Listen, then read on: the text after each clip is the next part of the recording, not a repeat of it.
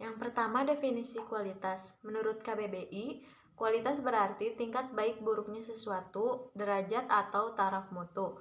Kualitas dapat diartikan juga sebagai suatu nilai dari barang atau jasa yang diharapkan. Yang kedua, dampak positif dari kualitas. Yang pertama, penurunan biaya produksi, proses pembuatan produk yang memiliki derajat kesesuaian tinggi terhadap standar sehingga bebas dari kerusakan atau no waste and no inefficient. Yang kedua, peningkatan pendapatan. Peningkatan penjualan atas produk berkualitas yang berharga kompetitif. Yang ketiga, memberikan kepuasan terhadap para pelanggan sehingga menjaga kepercayaan terhadap perusahaan. Yang keempat, menumbuhkan rasa motivasi dari seluruh karyawan. Yang kelima, meningkatkan standar kerja di dalam perusahaan. Dan yang keenam, meningkatkan dan menjaga nama baik perusahaan. Jenis-jenis pelanggan dalam bisnis.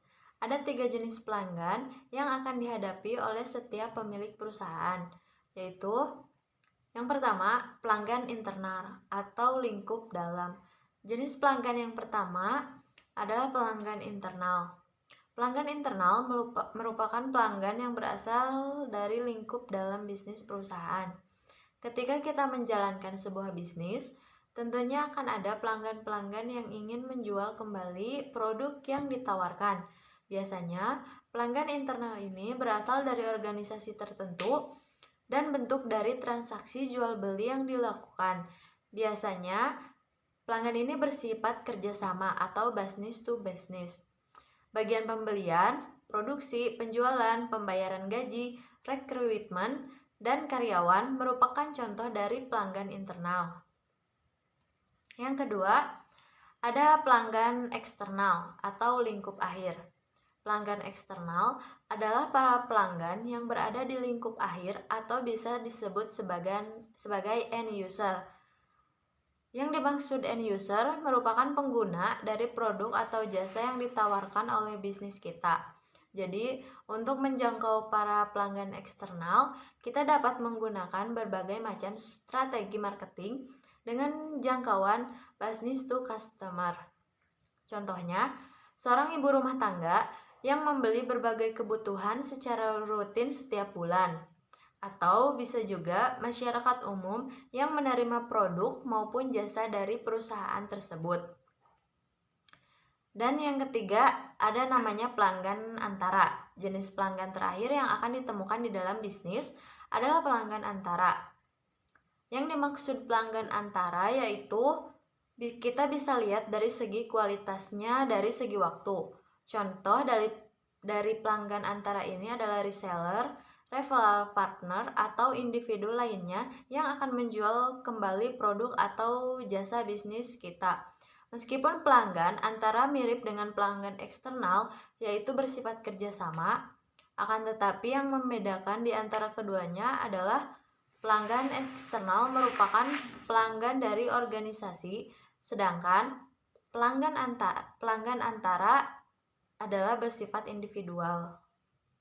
Yang ketiga, ada reaksi berantai Deming. Menurut Deming, setiap upaya perbaikan kualitas akan membuat proses dan sistem industri menjadi lebih baik dan lebih baik lagi. Produktivitas total industri secara keseluruhan akan meningkat karena pemborosan atau waste. Inefisiensi akan berkurang. Pelanggan akan memperoleh produk-produk industri yang berkualitas tinggi pada tingkat biaya per unit yang menurun secara terus-menerus. Seseorang yang memperoleh produk berkualitas tinggi pada tingkat harga yang kompetitif akan menceritakan kepada teman-temannya sehingga permintaan terhadap produk itu akan meningkat.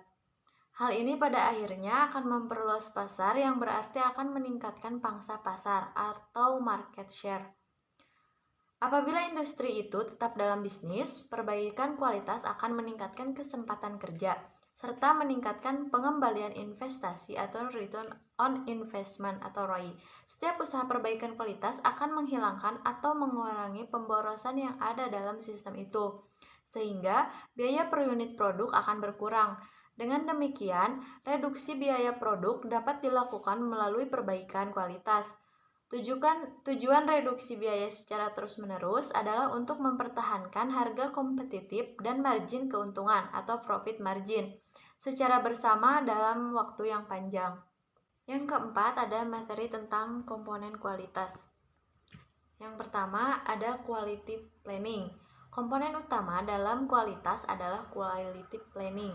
Quality planning merupakan proses pembuatan standar kualitas dan cara mencapainya.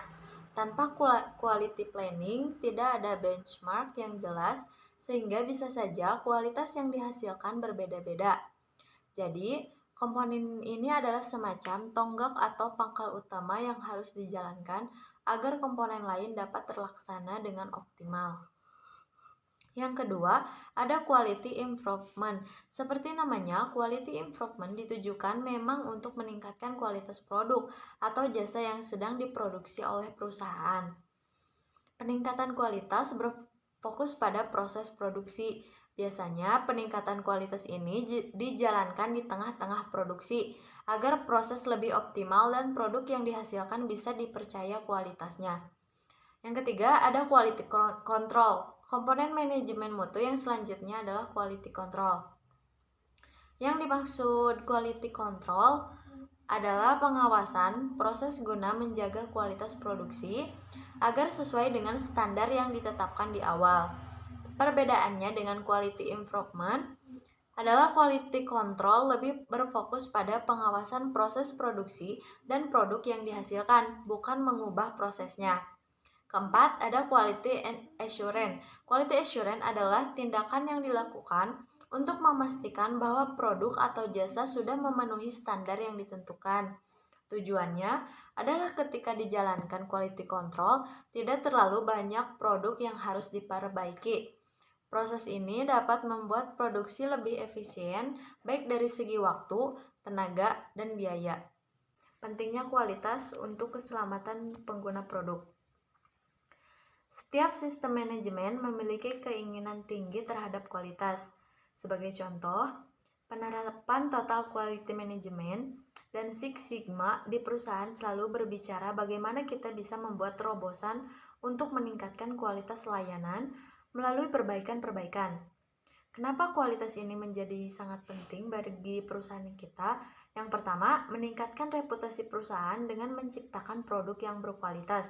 Perusahaan akan mendapatkan predikat yang bagus di mata pelanggan, bahkan tidak menutup kemungkinan produk akan cepat berekspansi ke pasar global. Yang kedua, kesempatan mewujudkan cost reduction dengan menghasilkan produk yang berkualitas. Berarti perusahaan mampu melakukan kegiatan produksi dengan efektif dan efisien. Produk yang dihasilkan sesuai dengan kebutuhan dan harapan pelanggan, sehingga jumlah produk defect atau barang yang cacat dapat ditekan sekecil mungkin atau zero waste. Yang ketiga, menjadi kunci untuk mendapat loyalitas pelanggan. Kualitas menjadi kunci utama agar produk dikenal dan dipercaya masyarakat luas.